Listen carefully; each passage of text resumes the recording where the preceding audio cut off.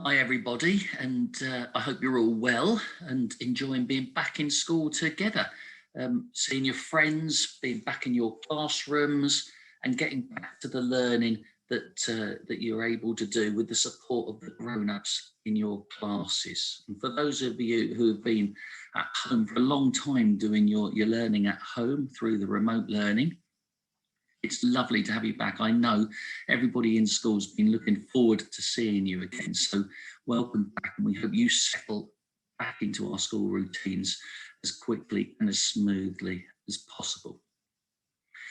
For those of you, well, for all of you, I hope will know that our value for this half term is respect. And last week, I talked about rules or guidelines, guidance, and how important it is, or they are, in order to keep us all safe. I reminded you, and I'll see if I can just share the screen a moment. I reminded you around our school about the respect poster, and we thought about the school rules.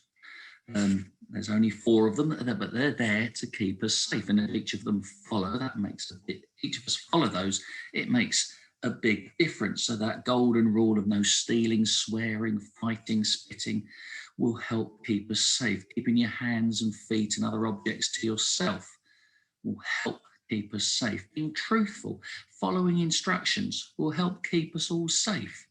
And respecting people's feelings and properties will keep us safe and help us to feel happy and make sure that we're in a good place when we're in school, that we can do learning.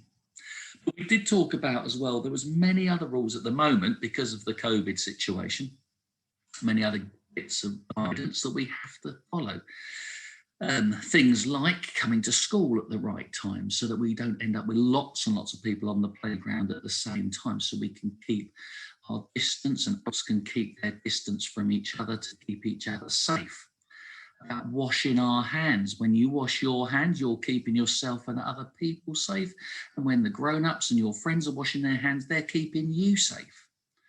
About walking on the right side of the corridor so that you can make sure that we keep that social distancing, that we're keeping away from other people that aren't in our bubbles. And helping during the dining room. Dining room is a bit different, but we want to make sure it's a safe place for you to eat. So any help you can give by listening to what the grown-ups say, by following those instructions, will be a great help. And if we can do that, if each of us can do that, it will keep everybody safe. And each person's efforts go together to make a huge effort. And that huge effort will make a great difference to ensuring that we can all look after and keep each other safe by following those bits of guidance. And today I've got a story for you, which is about one small person, but by being helped with lots of other people or animals, it made a huge difference. Long ago, there were 3 fishermen, and they were all from the same family. There was the grandfather, who was the oldest. Next down was his son, who was the middle-aged one, and then the youngest was his son. So there were 3 generations of people in the fishing boat, and they had fished, and their families for many years before had been fishermen. And each day they would go out fishing on their rowing boat. They would put their nets into the boat, they'd take their oars, and they would row out to sea in order to do their fishing. And each day they would catch just enough fish for what they needed. They wouldn't catch extra. They would leave those for another day, but they would catch enough fish that they could take some home to sell in the marketplace to make some money for the things that they needed. And they could also take enough fish for them to eat for themselves. And each day that's what they would do. Out they would row and they would fish. But one day when they went out, they had just thrown the nets out to sea and were sitting waiting when they could feel that the wind started to get stronger. As the wind started to blow up, the sky started to get darker and greyer, and then the black clouds came in, and the wind got stronger, and a storm was really beginning to brew. They sat in their boats, waiting for the fish to come into the nets, starting to think maybe we should go back in, but they hadn't got the fish in the nets yet. So they waited a bit longer, but the storm got stronger and stronger. The sky got darker and darker. The rain started to hammer down. The waves started to get bigger and bigger. And soon the waves were smashing over the side of the boat and soaking the fishermen as they sat there. They started to try to row with the oars. But as they did, they could see that it was going to be no good. The oars were going to be no good in such stormy seas, and the waves were getting bigger and bigger, and soon the oars got washed over the side and the fishermen just held tight onto the boat to keep themselves safe. Well, they were frightened. They held on so tightly. The waves splashed over the top, nearly washing them out. They were frightened for each other. They were frightened for themselves. But soon, the wind started to die. The waves started to slow. The sky started to clear, and the storm showed signs of being over. And it wasn't long before the sea became calm. Well, the three fishermen sat back up on their seats, looking at each other. Oh, we're so lucky, they said. We could have been washed overboard. We could have been capsized. Oh, we're so lucky. What are we going to do? Said the youngest one. Look, we can't see land anywhere. Look in any direction. Where are we? Which way can we go? And we've got no oars. Well, the other two looked around, and he was right. They had no oars. They'd been washed away by the storm. They had no way of rowing the boat. They couldn't see land whichever way they looked. What were they going to do? The middle one said, surely we're not going to survive out here. And the grandfather, the oldest fisherman, looked at them both. And he said, there is only one thing we can do, and that is call the Leviathan. The Leviathan said, the Leviathan? What on earth is a Leviathan? I've heard many stories, said the grandfather, about the Leviathan. And the Leviathan is a sea monster.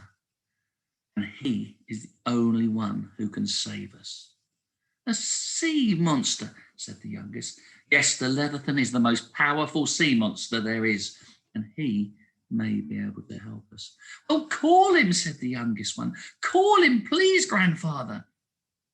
And the youngest one started calling, shouting out at the sea, Leviathan, come and help us, please. Leviathan, we're stuck in after the storm. We can't row. We've got no oars. Leviathan, please help us.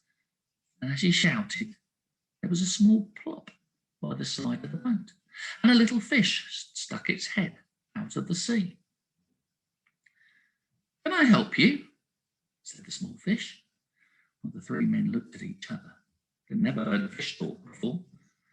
But they said to the fish, yes, we're stuck at sea. We've got nothing to row with. After the storm, we've been washed away from the safety of the land. We need the Leviathan to help us. Oh, said the fish, I'll see if I can find him. And with that, he plopped straight back into under the water and swam away. Well, the three fishermen sat there, petrified. What was the Leviathan going to look like? He was the most powerful sea monster there was. What was he going to be like? When he came out of the sea, was he going to cause a wave that was going to capsize the boat? Was he going to be friendly? Was he going to be kind? Was he going to help them? They didn't know. They sat in silence, fearful of what was going to happen next.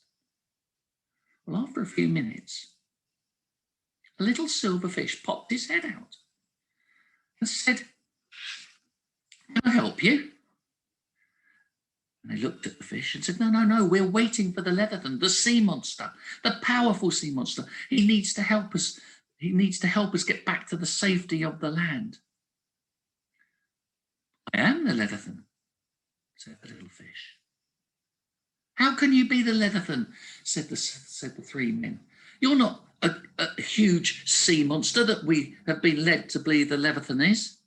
"Ah," said the fish, "the Leviathan does not mean a huge and enormous monster. It means someone who is powerful. It's not about size." Now, would you like some help or not? The three men said, "Yes, please. We need some help. We'd love some help." Well, the Leviathan said, "Cast your nets over the side, leave them open,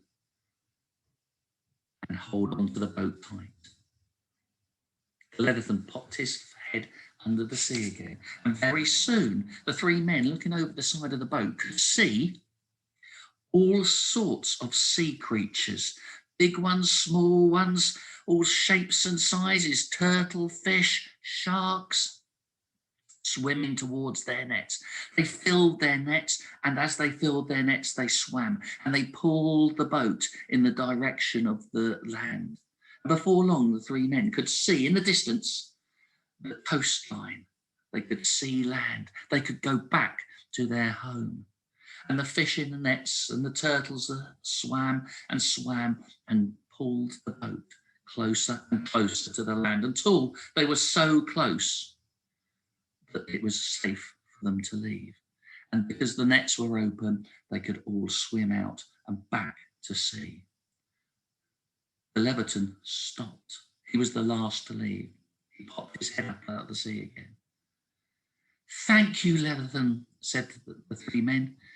Thank you for your help. But we have to say, you are the smallest sea monster we've ever met. But without doubt, the strongest." And that's a little bit like us all being back in school. Actually, it doesn't matter whether we're big or whether we're small. But if we each do our little bit, we each follow the guidelines, we each follow those rules to keep us all safe, all those little bits add up to a big difference. I'm sure the adults have helped remind you of all of those different things that we need to be doing. I'm sure that the people who have been in school doing those things are reminding the people who have come back. I hope you have a really good first week back in school. It's really exciting to see everybody back there. Take care, have a good week, work hard, keep that positive growth mindset, and look forward to speaking to you next week.